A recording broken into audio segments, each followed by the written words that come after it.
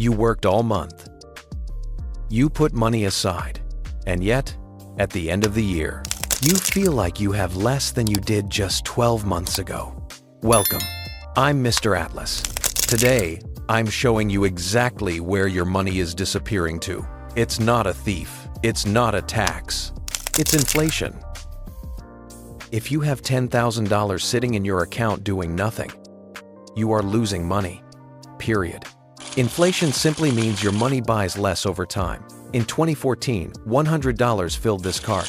In 2026, that same $100 only fills it halfway. The money didn't leave your bank account, but its purchasing power did. Think of your money like an ice cube on a table. It melts. Inflation is the temperature of the room. You don't feel it, but the ice cube does. Why does this happen? When central banks print more money than the economy produces, prices rise. More money chasing the same amount of goods equals lower value for every dollar. To survive, you need to move your money to the growth zone. Solution number 1, the stock market.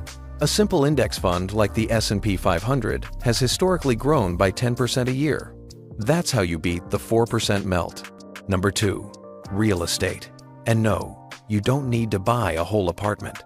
Number 3, inflation-linked bonds. These are government-backed shields designed specifically to protect you. Inflation isn't a monster if you have a map. Stocks, real estate, and bonds are your tools. If you want to see exactly how to start with just $500, hit subscribe. I'm exploring that next week.